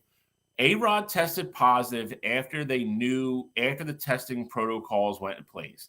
He still got popped again after that. That gives him no benefit of the doubt whatsoever. A-Rod is not going to get in. And trust me, when I was younger, when he was at Seattle, and even when he first went to Texas, I thought he had the chance to be the best ever. And here's where he falls into the same category as Barry Bonds. He didn't need to take the crap. He didn't. Yeah, you're right. If you look at the beginning of their careers and how great they were, they never needed to go within a mile of this crap. And they were both first ballot, shoe-in, Hall of Fame legends. And they both gave it up for more money. And that's the price they're going to pay. They're never going to be able to go to like these signings that they go to and write Barry Bonds Hall of Fame 2004 or whatever. They're never going to have it. Right. And that's the punishment for doing it. And I agree with Gene. I especially when it comes to baseball, I'm a naturalist. I'm a purist. Part of Hall of Fame voting is, did they honor the integrity of the game? And if you're going to say, as bad as a person as Pete Rose is, but they banned him for baseball for betting, which is again something you can't do. Cheating in baseball, taking performance enhancing drugs. Yeah, you're right. No matter how you want to slice it, is cheating. It's breaking the integrity of the game. None of them are going to get in, and I don't think any of them should get in, and that sucks. Because before Barry Bonds turned into an asshole, I liked Barry Bonds. I loved A-Rod. Like Sosa McGuire, which is the most backhanded part of it, saved baseball. And neither one of them are ever getting in. It's just the way it's going to be. All right, well, gentlemen, I think we're going to wrap up our Hall of Fame discussion. I do love the spirited debate. I think Billy Wagner and Andrew Jones get in next year. I think you see Ichiro. Obviously, I think he's a first ballot. I think he should be unanimous. I do believe there will be one 84-year-old white guy that doesn't vote him in. But sorry, I'm just honest. Unfortunately, it's like Ken Griffey Jr. Like there was 4 people that didn't vote for Ken Griffey Jr. Like it sucks. You go back to like even DiMaggio and guys like that. Like DiMaggio went in first ballot, but he got like 85% of the vote. I mean, he's a top 15 player ever. Like it's. And at that time frame, it wasn't probably top 15. It was like, Correct. Yeah. Yeah. It was 4. Correct. 100% correct. Exactly. Tom Gallo, talk about a guy that plays the game the right way. Tom says, play the game right or don't play at all. All about honor and respect. And if you ever watch Tom Gallo play some softball, that guy plays the game the right way. Love him. Awesome dude. Great comment, man. Appreciate you. All right, guys, we got a lot of NBA news. So it's not just a little NBA news. What happened? The Hall of Fame. Keep going. Okay, don't argue. We have a lot of NBA news. First, before we get into our all-star predictions, which I really love to get into our West starters, our East starters, and where we're going to be there, we got to talk about a firing that happened. We got to talk about a trade that happened in the NBA. Guys, 2 trades, if we're being honest. We didn't get the Siakam. We did the Siakam trade last week, right? We did, yeah. Okay, so we're just talking about the Kyle Lowry trade and everything that happened there. But I got to talk about Adrian Griffin, and I got to talk about the Bucks and them letting him go after starting the season 30-13. So, first-year head coach, 30-13, he's fired. I want to ask you guys a question. Just question for you. Do you think that there's any coaches in the history of the NBA that have been fired when their team had a 698 winning percentage? Yes. Who? David Blatt. Did he? That's right. The brought him out of town. I forgot about that. Did he have a 698 winning percentage in his career? Oh, I don't know if career, but that's his career winning percentage. Adrian Griffin right now. I don't know. I just remember Cavs were first in the East when they fired Blatt. I also won a championship, so it worked out for us. So hopefully, they had Ty Lue. I also think it's really interesting that the guy that campaigned for him to be the head coach seems to be the source of why he's fired 43 games in. And that's Giannis. Guys, I know that Adrian Griffin was not getting along with Damian Lillard, but I think the straw that broke the camel's back was the comments he made jokingly about Giannis Antetokounmpo.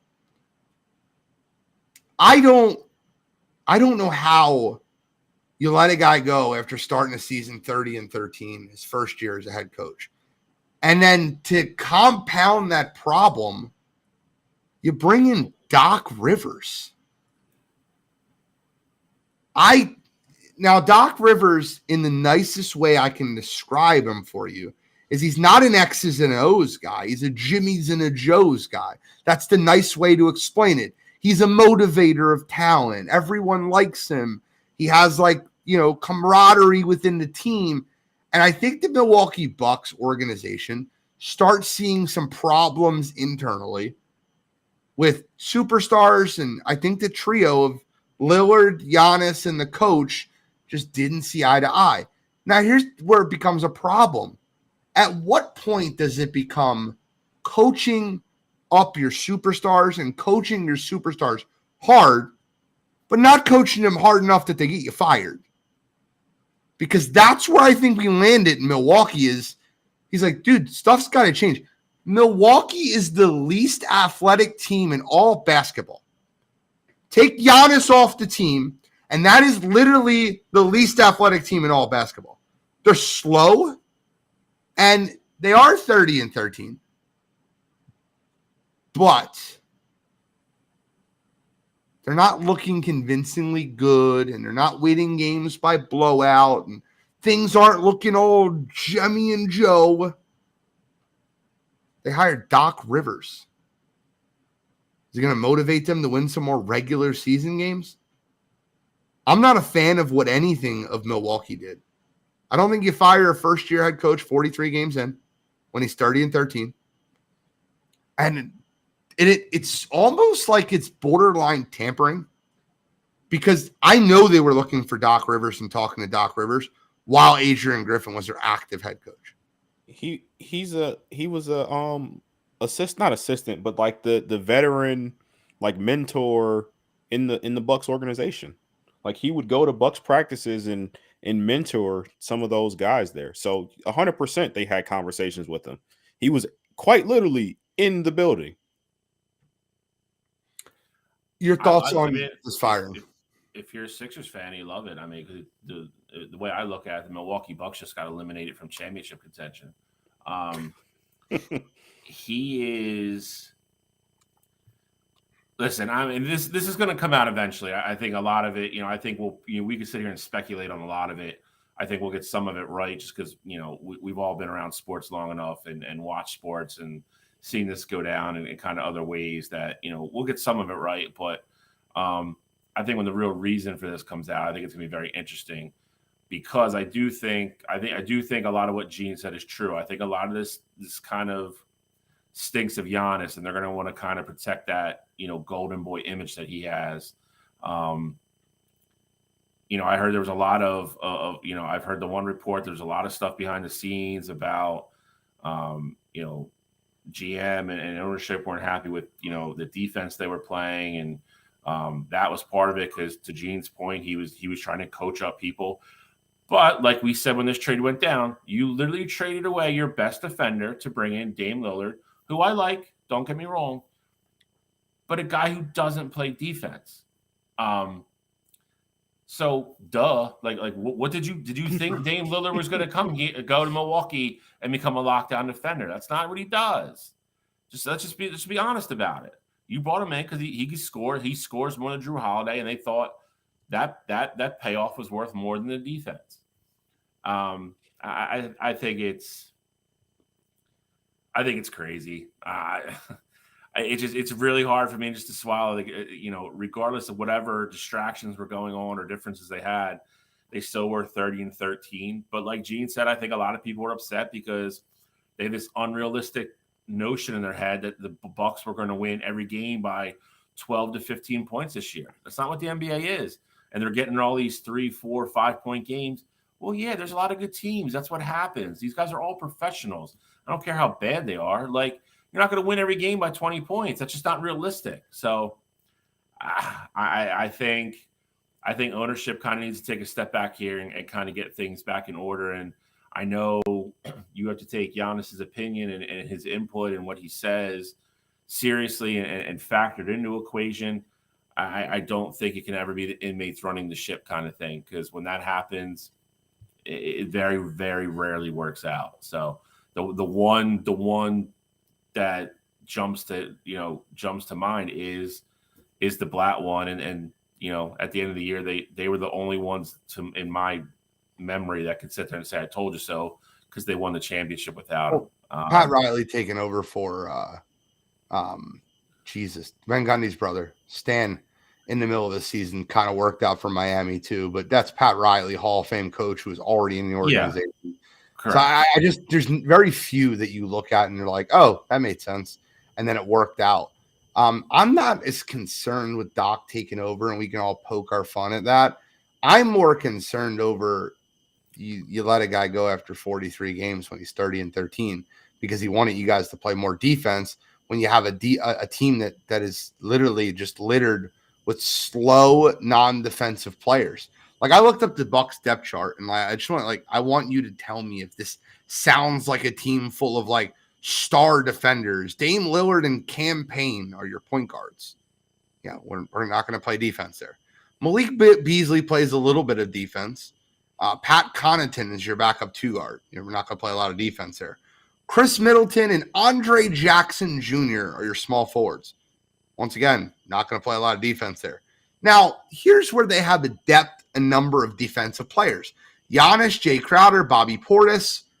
I just don't think you can play them all on the court. I think you can easily get Jay Crowder in there and play big, moving Chris Middleton to the 2. But any 2 guard in basketball is going to run around Chris Middleton. So then you're really just using Jay Crowder to run around and try to take over a 2 guard, and you can't do it.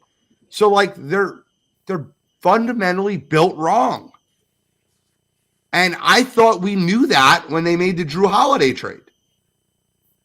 Also, guys, I don't think so. I'd say that's where I do disagree. I think that obviously I think the Bucks do need to make a move, but I also believe that I wouldn't have hired Doc. I will say that. Wouldn't have hired Doc. I think getting that veteran guy in the locker room, I guess, makes the most sense in this kind of situation. I think the biggest thing with this Bucks team, though, Rome wasn't built in a day, but they got blown out by the Cavs on the Cavs home floor. The Pacers beat them 3 out of 4 times already throughout this season. The Celtics have been giving them problems all year. And those are, 3 of your top 5 teams in the Eastern Conference. So I feel like what is Doc going to do to make them be better versus those teams? No. That's where I'm saying I wouldn't have hired Doc. I would have let Adrian ride it out throughout the season. And if you came up short, you let him go, and then you go from there. You could have hired Doc. Doc was working at ESPN. You could have hired Doc before you got Adrian if you thought this might be an issue and you thought this might be a direction you wanted to head in the future. So I don't understand that portion of it. And the other thing I don't get is firing them before the deadline, where there's going to be teams that want to get rid of pieces. Chicago is going to be in the spot where they're probably going to be tanking the rest of their season. They're going to trade Levine to a contender. They're going to potentially trade DeRozan to someone. Like Alex Caruso could be a guy that changes the defensive culture within this Bucks organization overnight, and you get him for next to nothing. And then Adrian Griffins can work with that lineup. I understand the brass is thinking win now. We have to win now. We have to win now. But I do think they rushed to judgment, over 43 games. That's absolutely nuts. Got to talk about a trade. Kyle Lowry. Guys, Kyle Lowry, has he ever been bought out of Charlotte yet? Does that happen? No, they said they're not in a rush to buy him out. They're not in a rush to do anything. Except lose. Exactly. I love the trade for Miami. Same. I don't know how you can look at this trade, and I think that Charlotte obviously gets their first-round draft pick. They get rid of Terry Rozier and opens a little bit more space up in their backcourt. I love what Miami did here. They instantly have their second-best scorer. Arguably first. No. Regular season. Regular season. Tyler Hero, Jimmy Butler are going to always be up there, but Rozier's going to bother people. He's a good defender. Can score the basketball. He's going to add athleticism to your team. He's quicker than Kyle Lowry is, obviously. Kyle Lowry needs to retire. The only thing I can see for Kyle Lowry, and I mean this, right, is him being a 10 to 15 minute per game guy, backing up a young point guard. I mean, I hate saying this because I don't want him, but like he wouldn't be a bad fit for the 76ers to back up Maxey, to come in and be like a leader, help him with his development, teach him how to be a pro. You're correct. That's what I'm saying. I think that would be a nice little home for him, but I think he needs to wrap it up after this year. I think he should have wrapped it up 2 years ago. Last year he got a little bit of resurgence in the playoffs. I think it's it for Kyle Lowry, and it's a great career, man. Villanova kid, local kid, like him. They let everybody in the Hall of Fame, and he's got a shot. Your thoughts on the trade, Chally? You have any thoughts on the Terry Rozier, Kyle Lowry? I think it's a trade Miami had to make to kind of get, like you said, a little bit more defense, a little bit more reliable offense, and they've kind of fallen off the pace a little bit. So I know they've dealt with a lot of injuries. I know Buckets hasn't been healthy most of the year, but they kind of we're past the halfway point here. They kind of got to get their asses in gear here.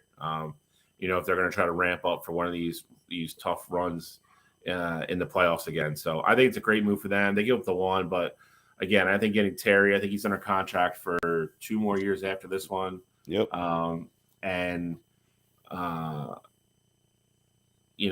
also shed, Lowry's contract. I mean, I think it's a win-win all around. I fully expect Charlotte to buy him out, get the exception, and then kind of move on and do what they're going to do. And if he comes here, kind of the hometown, send off, I'm fine with that as well. So it's pros pro. Yeah, it'd be great to have in the locker room at this point. And like you said, mentor Maxey and stuff like that. And he plays 10 minutes a night, fine. I'm fine with all that. All right. I absolutely love the move. I just feel like the best part of the move is Terry Rozier fits that Heat culture so well. Like he's gonna come in, do whatever dirty work Spo wants him to do, whoever he wants him to stick every night. Like he's gonna fit perfectly into what they want to do, and he's never afraid of the moment. So I know, we talked about Jimmy in the playoffs and that Heat team in the playoffs. Their biggest issue is not who they can stop. It's about putting the ball in the bucket consistently. Tyler Hero got hurt last year. They didn't have that second consistent score. Bam can create sometimes on his own, but not consistently. Terry Rozier is a guy who can go out there. I don't care who's guarding him. He could drop 20 against anybody in the entire league. So absolutely love this move from Miami. All right, well, let's get into some All-Stars. Guys, I'm going to start up hot. I want to go first on the West, and I'm going to let you know right now, I'm not starting LeBron James. Me either. I do not have LeBron James starting. And listen, I know he's going to start. This is my starters. This is who I am starting.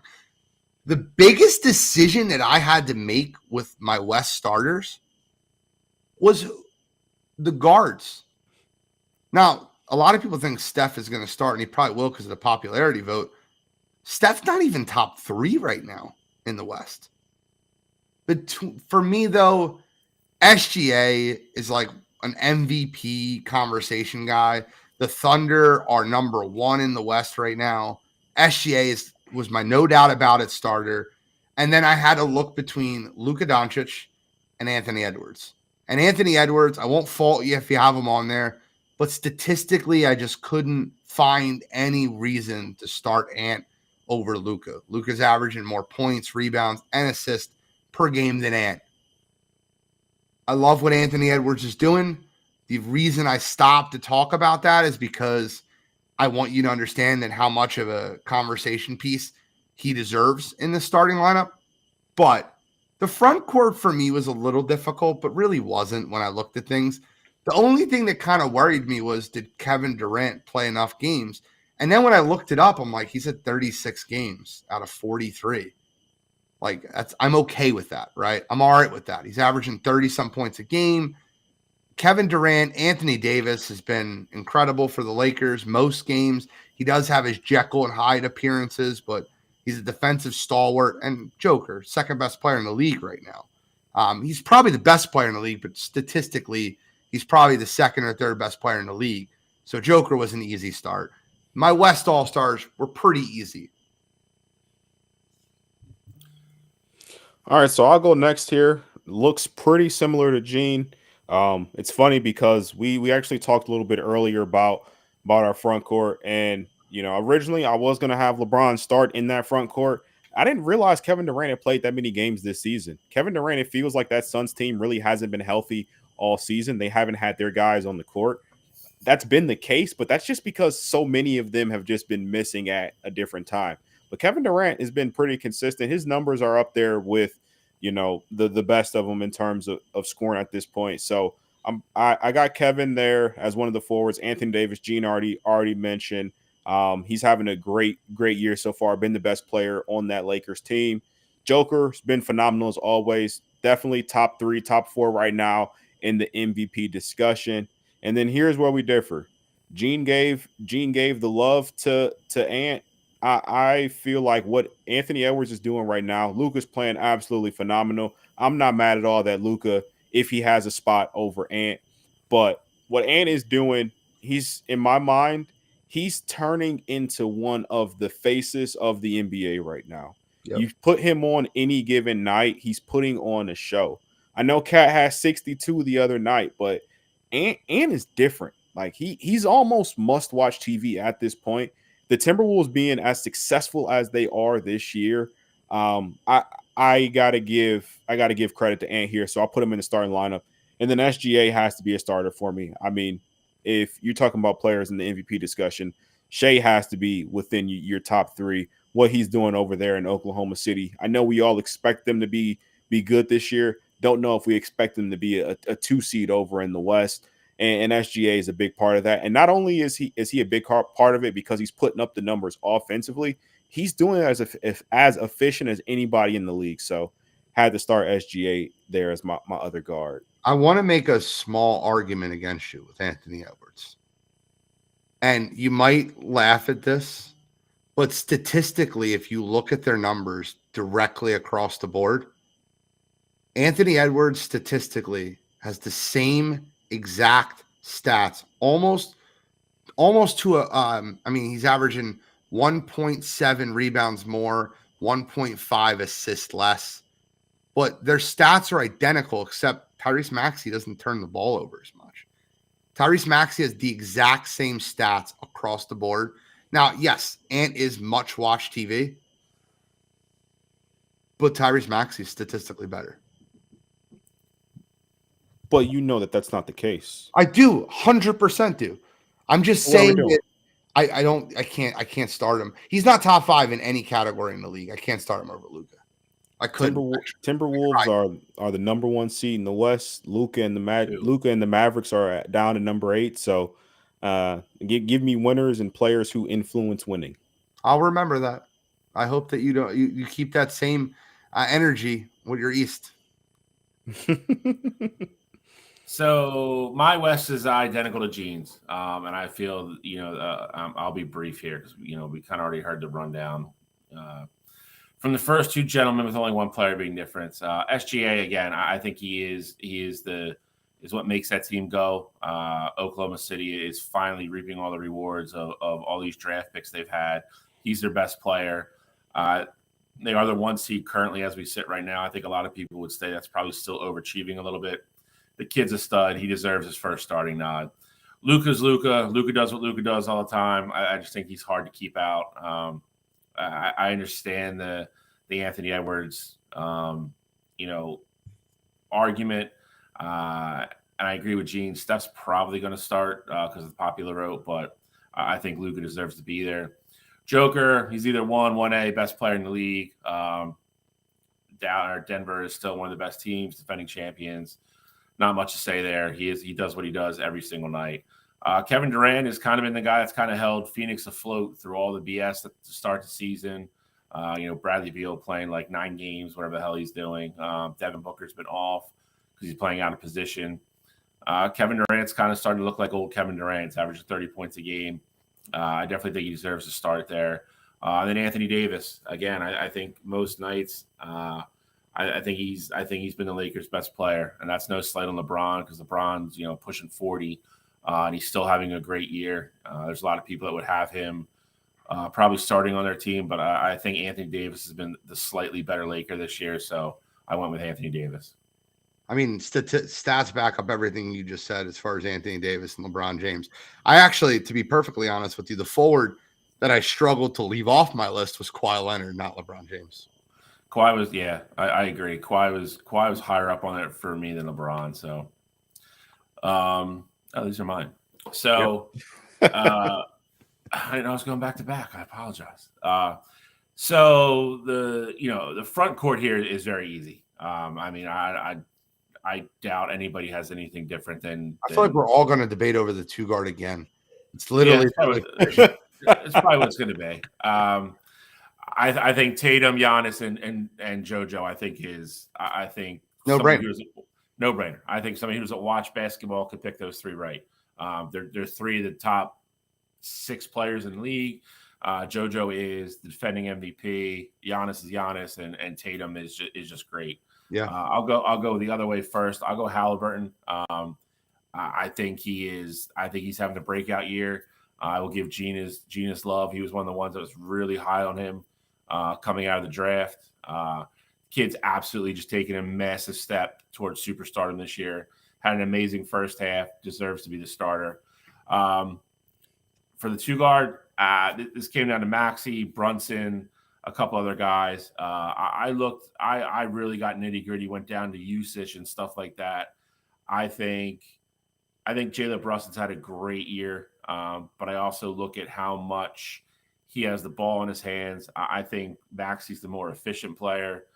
He does more with the ball in his hands, less, and their stats are almost identical across the board.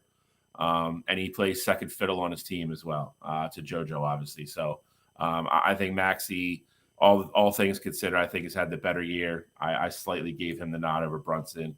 If you have Brunson, I'm obviously not upset about it. Well, I don't think Charles is going to have either. There we go. I knew it. There you go. So obviously, front court. We talked about it already. Front court makes the most sense. Makes the most sense of everybody. These were the 3 guys they had to be. My guard spot. Me and Gene, we had some conversation here, and I really had to dive into the numbers behind everything. And I think before this past week, I think Maxey's your guy. If I'm being 100% honest with you, I think Maxey would have been that guy 10 days ago. He's probably my starter here. Jalen Brunson has been on an absolute tear. He's put up at least 30 in his last 5 games. Donovan Mitchell has also been on a tear. Cleveland's won. I think they're on a 7-game winning streak at their point. They've won 8 out of the last 10. Slight edge I gave it to, looking at all things even. The Knicks are playing great basketball. Cavs are playing great basketball. Donovan Mitchell has slightly better stats, and he's doing it with Darius Garland and Evan Mobley not on the court. So that's really why I gave the slight lean to Donovan Mitchell over Jalen Brunson right now. The nice thing is, though, is that if you've been paying attention to basketball, Tyrese Halliburton probably won't play in the All-Star game. He's been hurt. He's been out for a while here. So you're probably going to get Brunson and Mitchell back there, or Maxey and Brunson, some combination of those three. Halliburton, I think he gets the nod, though, the votes. You know, he should get that all-star starter moniker, and then they're going to replace him with, you know, one of the three guys that were mentioned in here. But that was the reason why I gave that slight edge to Donovan Mitchell. Well, the reason I gave the slight edge to Jalen Brunson is he's played 10 more basketball games than Donovan Mitchell. He's played 42 games versus Donovan's 32 games. Now, Cottrell is right. Donovan Mitchell has been incredible for the Cavs, especially with Darius Garland out. I don't disagree with that. And I'm not kidding with you. Donovan Mitchell was my first one off. Maxey's actually my second one off. Player efficiency ratings by Hollinger is one of my favorite stats. I love looking at how efficient a player is. Tyrese Halliburton's number 6 in the NBA. That is insane. It goes Embiid, Jokic, SGA, Giannis, Luka, Halliburton. Then it goes AD, KD, Kawhi. Then it gets nuts, right? The edge in the player efficiency rating is Donovan Mitchell. So now I break it down even deeper, and I'm like, what does each player mean to their team? When the stats are almost identical, when you look at a guy that's played 42 games versus 32 games, and you really break down the numbers, I think Jalen Brunson's just an incredible leader. I look at the total body of work, and I understand that you're not supposed to do that when talking about an all-star appearance, but I look at the total body of work, what Jalen Brunson's done, revitalizing that Knicks franchise and putting them in a playoff push. They're 27-17. They're playing good basketball. He runs that offense. That's not a star-studded team, and I love what Jalen Brunson's doing. And listen, I might be a little homerish here too. Love Jalen Brunson, Villanova guy. I've been a fan of him for years. So front court's easy. Halliburton's easy. All three of us have a different two-guard. It'll be interesting to see how this one plays out. But all of the people that we have talked about tonight, 100% will be all-stars. They deserve it, and they've had great, great seasons. I cannot go through an entire segment talking about all-stars and leave out what Domantas Sabonis is done for Sacramento. The guy is a baby joker. He is literally does it all on a lighter scale. He's passing the ball well out of the post. He's great rebounder. And he could easily be a guy you talk about with the same likes of LeBron, KD, Anthony Davis near that power forward position, in that forward position as an all-star. Just wanted to bring him up because he's the 12th most efficient player in the NBA, and I kind of wanted to add that. You know who Baby Joker is. I don't even know why you put that disrespect out there. Alperen Sengun.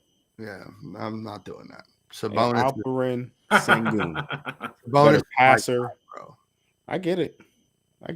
Not to mention he's dominating my fantasy basketball league for me. Okay, now we get down to the root of it. Now we get to the real root. Guys. There you go. But he's averaging 13 rebounds, 8 assists. The GOAT is 20 points. That's almost MVP numbers. By the way, if you were playing in Steve Nash's era, that was way past MVP numbers. Oh, boy. Shots fired. Let's get into You Gotta Be Kidding Me, gentlemen.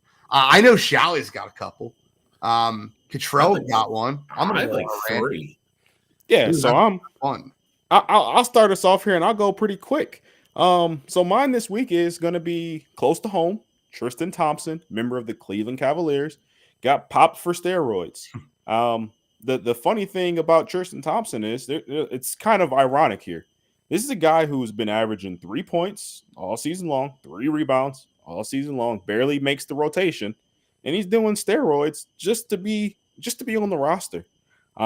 Tristan, look, listen, I get it. You helped us win a championship. I'm grateful for what you did. You don't have to cheat at every part of your life. You cheat on your wife. You cheat in basketball. I need you to just figure it out and just own up to it and do things the right way.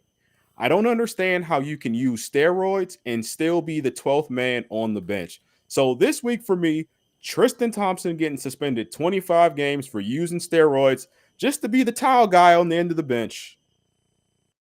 Come on, you gotta be kidding me. That was a hell of a line, and I'm going to clip that. Can you please clip that after the show and send it to me? That will be on TikTok. That was a great line, Kitro. It might have been your best line this year. That was a great, dude. I lost it. I couldn't hold it in. What is yours about? UFC. Okay, I just want to make sure I'm not stepping on toes. So I got a couple goofy, funny ones this week. I'll start with Tyreek Hill from the Miami Dolphins. Filed for divorce, public record. Obviously, people went and looked it up, saw that it was there. Comes out the next day, goes, "I'm not getting divorced. I don't know what the hell you guys are talking about. I'm happily married, and I'm staying that way." And all the reporters were like, "Bro, we have it. It's right here. It's on all of our phones." And then he didn't want to talk about it anymore. So that's number one. Come on, you gotta be kidding me. Number two, this one's actually from a week and a half ago. This fell through the cracks. I'm not sure how. Ryan Rollins played for the Washington Wizards. Ended up getting released. Kids making over $1 million this year got caught stealing from Target numerous times, but not cool stuff, or even expensive stuff. He got caught stealing candles, counter cleaner, stupid stuff. Bro, what are you doing? He made the team next year. He would have got a $600,000 raise, made almost $2 million. He's not released and he's a free agent. That's number two. Come on, you gotta be kidding me. This last one hurts a little bit, only because I think very highly of this young lady. But I'm gonna go with Caitlin Clark flopping at the end of the Ohio State game when everybody ran on the floor and stormed the court after Ohio State, upset Iowa. Trust me, I would have loved to come on here and be trash Ohio State for taking a cheap shot at the superstar, but that's not what happened here. The two girls, barely ran into each other. There was no contact in the face. Caitlin Clark spun around like she got punched like Mike Tyson, grabbed her face, had to be helped back to the locker room. And then all the other camera views came out. She was, traumatized at the press conference. Listen, Caitlin, everybody loves you. You're the darling of maybe even college basketball in general, not even women's college basketball. You don't have to flop. Don't start that already. It's okay. You guys lost the game. You had a great game still. Just stay on your feet. So for this week, that's my real one. You got to be kidding me. Come on, you gotta be kidding me. I'm glad you guys left me a little time because I kind of need to lead up to this. So in 2021, Sean Strickland had a post, and it said, if I had a gay son, I would think that as a man, I failed to create such weakness.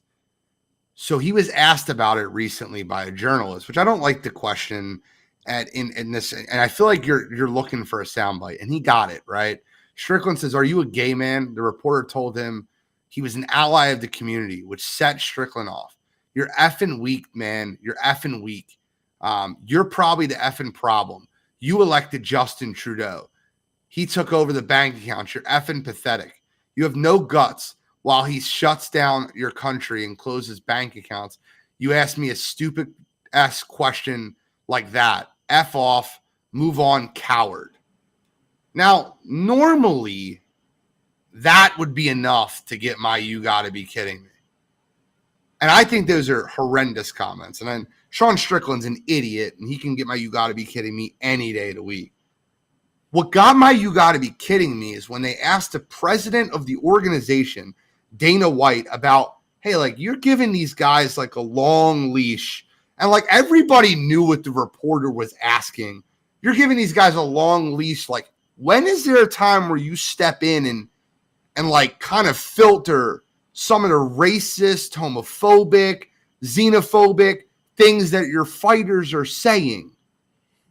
And Dana White, instead of saying, I don't like the comments that he said, we don't stand by him, he's a fighter, he's an independent, whatever, you could have worked. He literally undressed that reporter.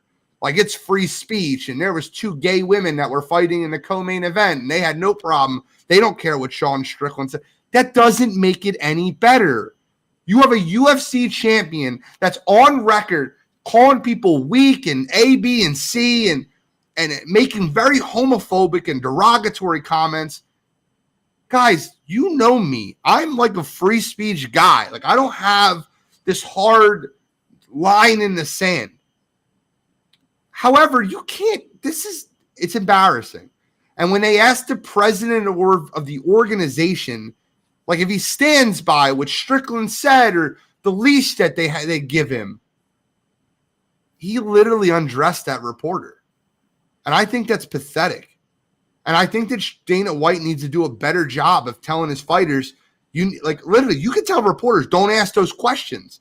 But he needs to do a way better job of controlling some of the things that his fighters say at these press conferences.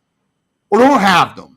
Like, I love the press conferences too, but if it's going to have hate, if it's going to be filled with hateful speech and it can't be said in front of families and things of that nature, don't have them.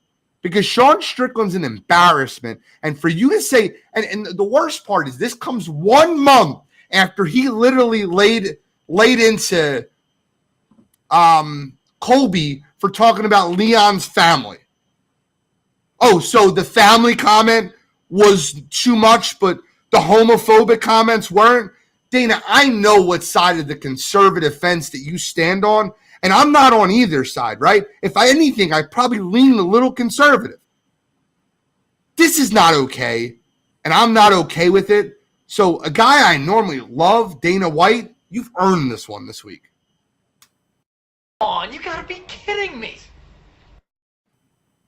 By the way, before we get off air, I got to show off my t-shirt. Atlanta, I hope you're paying attention. Trade for Fields, rise up. I'm get him out of Chicago. Trade for him. Rise up. Sounds like he's on his way out. So I love it. I need Atlanta to make the deal. I think the back of my shirt says "Do the deal." I think it does. I'm not kidding. I forgot.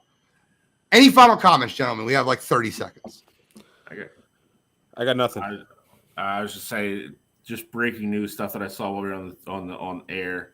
It looks like once Detroit's done, that Ben Johnson's going to be named the head coach of Washington. That's interesting. If that ends up being very true. good hire. Very good hire. And Sharon Moore is already at Schembechler Hall. Apparently, Michigan has some. Since Michigan is a public university, they have a 7-day thing that all jobs have to be posted. But it is believed that he's already been offered the job tonight by President Santa Ono. So Sharon Moore is going to be the next head coach of the University of Michigan. Well, I will take the last 30 seconds to talk about 3 guys that listen to our show to contribute all the time. They had birthdays this week. My man, Danny Dempsey, has been my friend since I was a child. My man, 100 Grand, just had a birthday. One of my best friends in the entire world, Nicholas Hurtado. Hope him and Nico are listening. I know Tiffany does a great job sharing the show and liking and listening. Appreciate you. And then our guy, Kevin the Troll, Kevin Mooney, just had a birthday. He's right now, like as we speak, getting married. He's in the Philippines right now getting married. So congratulations, Kevin, and happy birthday. Thank you guys for tuning in to Wire2Wire Sports Podcast. I'm the NFL Genius. That's College Cottrell. That's Scholastic Shalley. And we are signing out.